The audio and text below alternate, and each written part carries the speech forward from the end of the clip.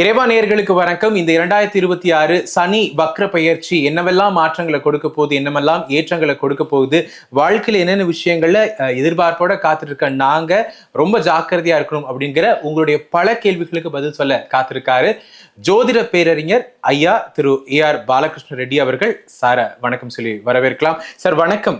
இறைவா நேயர்களுக்கு என் அன்பு வணக்கங்கள். 2026 சனி வக்ர பெயர்ச்சி கும்பம் எப்படிப்பட்ட மாற்றங்களையும் ஏற்றங்களையும் சந்திக்க காத்துக்கிட்டு இருக்காங்க? கொஞ்சம் கவனமாக தான் இருக்கணும். வாயை கட்டணும்.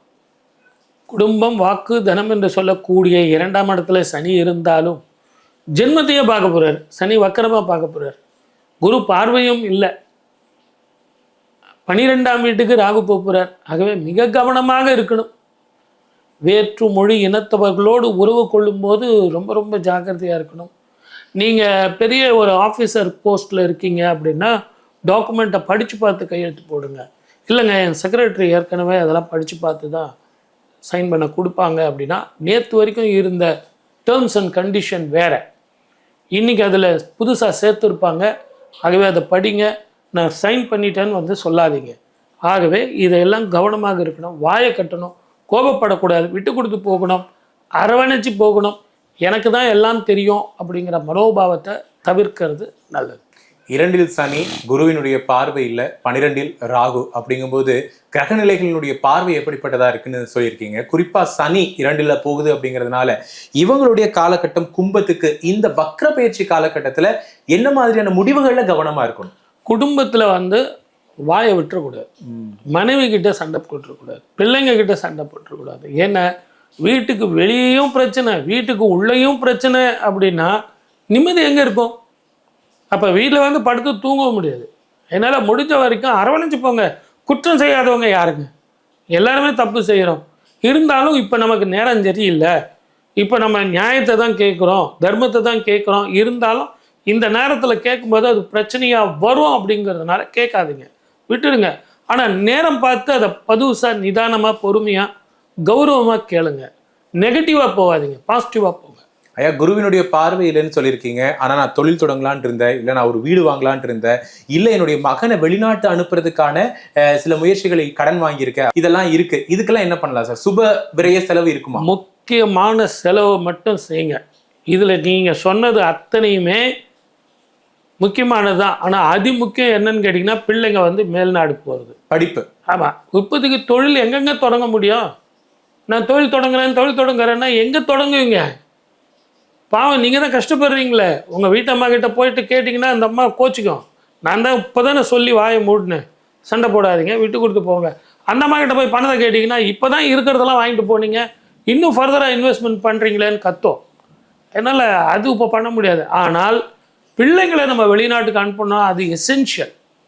இப்போ டாக்டருக்கு படிக்க வைக்கணும், இன்ஜினியரிங் படிக்க வைக்கணும், அது மஸ்ட்டு. அதை நீங்கள் செய்யுங்க. அது நோ அதர் கோ. அதை நீங்கள் தாராளமாக செய்யுங்க, நல்லாயிருக்கும். சிறு வியாபாரிகள், இல்லை சிறு அளவில் தொழில் முனைவோர், விவசாயிகள், ஏன்னா இந்த மாதிரி பேரிடர் காலகட்டங்களில் அவங்களுடைய சூழல் எப்படிப்பட்டதாக இருக்கும்? சேமிப்பு எவ்வளோ தூரத்துக்கு அவசியமாக இருக்குது சார்? உங்கள் ஜாதகத்தில் இந்த காலகட்டத்தில் சேமிப்பு பண்ண முடியாது. வரவுக்கும் செலவுக்கும் சரியாகத்தான் போகும்.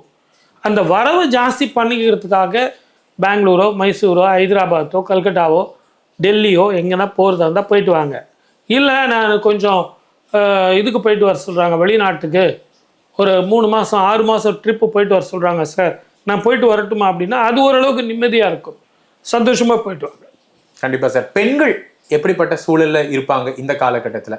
உடம்பு ஆரோக்கியம் கவனமாக இருக்கணும்.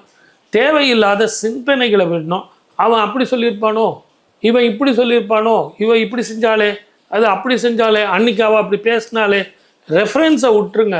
ஆரோக்கியத்தை நீங்கள் கொண்டு வாங்க. இதெல்லாம் நீங்கள் மனசில் நினைக்க நினைக்க நினைக்க பிபி தான் ஏறும். அதனால் தயவு செஞ்சு பழசை போட்டு கிளறாதீங்க. இருக்கிறத வச்சுட்டு சந்தோஷமாக இருக்கு. கண்டிப்பாக இந்த காலகட்டத்தில் கோவில் வழிபாடு அப்படிங்கிறது எவ்வளோ தூரத்துக்கு முக்கியம்? நலனே வந்து வழிபட்டான். அவனுடைய காலத்தில் ஐயா சாமி என்னை விட்டுடு அப்படின்னு சொல்லிட்டு நலனே வந்து வழிபட்டான். அப்படிப்பட்ட தர்பாரண்யேஸ்வரரை போய் நீங்கள் நலன் குளத்தில் குளிச்சுட்டு சுவாமியை போய் பார்த்தீங்கன்னா, நலனுக்கு வழிகாட்டிய தர்பாரண்யேஸ்வரர் உங்களுக்கு வழிகாட்ட மாட்டாரா?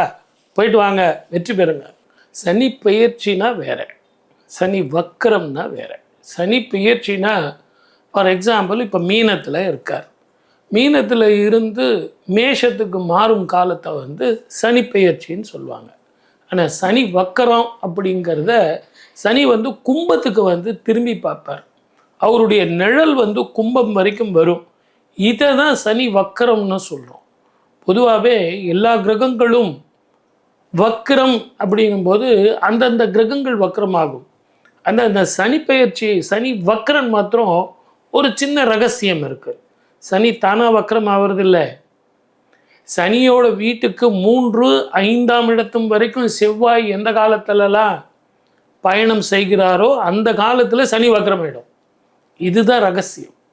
அப்போ சனி வக்கரம் ஆகிறதுக்கும் செவ்வாய் 3, 4, 5ஆம் வீட்டுக்கு வர்றதுக்கும் நிறைய தொடர்புகள் உண்டு.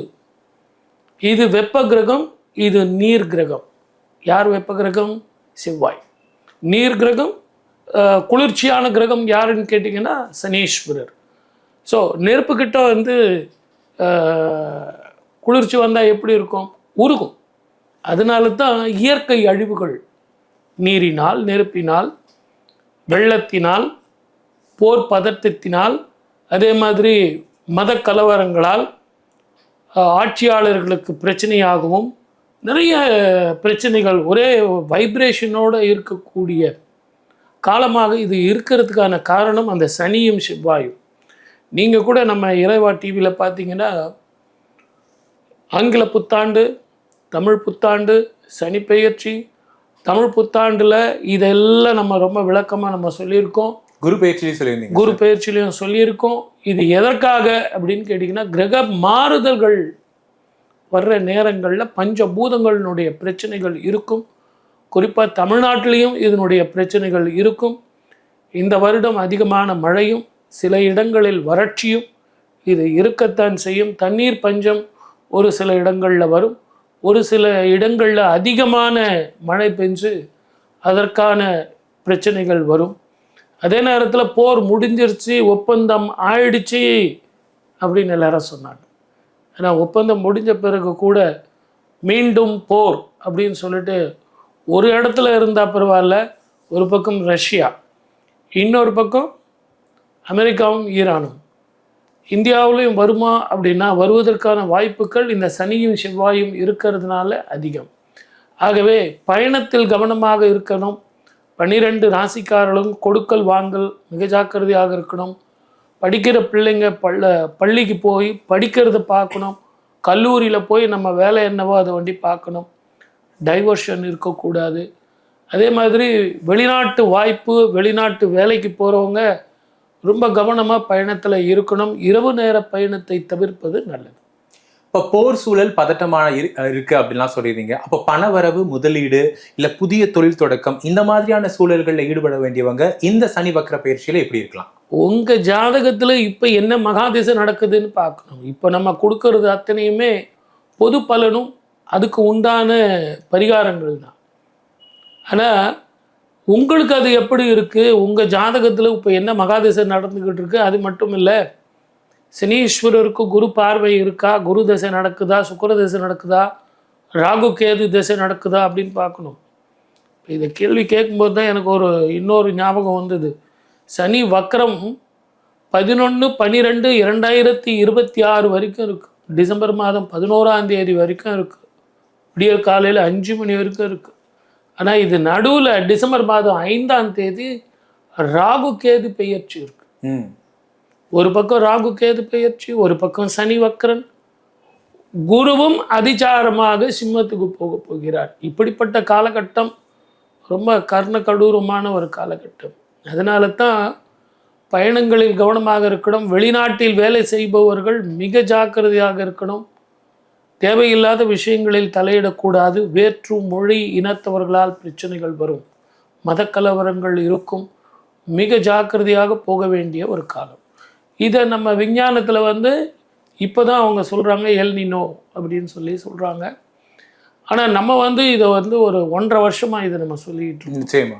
ஆகவே இது மக்கள் எல்லாம் இந்த 12 ராசிக்காரர்களும் எப்படியெல்லாம் இருக்கணும்னு நீங்களும் கேள்வி கேட்க போகிறீங்க, நம்மளும் நிறைய சொல்ல போகிறோம். இப்போ நீங்கள் போன தடவை குரு பயிற்சி பேசும்போது கூட சொல்லியிருந்தீங்க, சூழல் எப்படி இருக்குது அப்படின்னு கேட்டிங்கன்னா நிறைய இயற்கை பேரிடர்களால நம்ம எதிர்பார்க்க வேண்டிய மோசமான சூழல்கள் இருக்கக்கூடிய காலகட்டம்னு சொன்னீங்க ஒரு 2 மாசத்துக்கு முன்னாடி.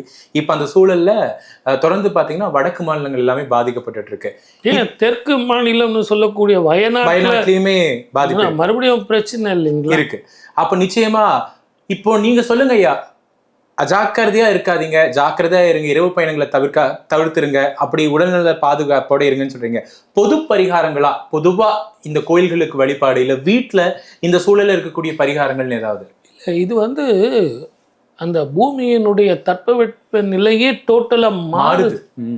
இதுக்கு நீங்க இறைவனை வழிபட்டாலும் சரி, கிரக வழிபாடு செஞ்சாலும் சரி, இது பொதுவா எல்லாருக்கும் பாதிக்கக்கூடியது. இது ஏன்னா அந்த சிக்கல்ல நம்ம மாட்டாம வேணா தப்பிக்கிறதுக்கு இறை வழிபாடு ஒரு வழிகோலா இருக்கும். ஆனா நீங்க அந்த வயநாட்டில் பார்த்தீங்கன்னா மனசுக்கு அப்படியே பதைக்குது. அவங்கள ஓடி வராங்க, அது ஓடி பிடிச்சிருது. அது மனசுக்கு ரொம்ப கஷ்டமா இருக்கு. இயற்கையோடு நம்ம போட்டி போட முடியாது. நிச்சயமா சார். அதனால தான் பரிகாரம் சொல்லுங்கன்னு சொல்றீங்களே, நான் பரிகாரம் இதுக்கு சொல்கிறேன் கேட்டுங்க.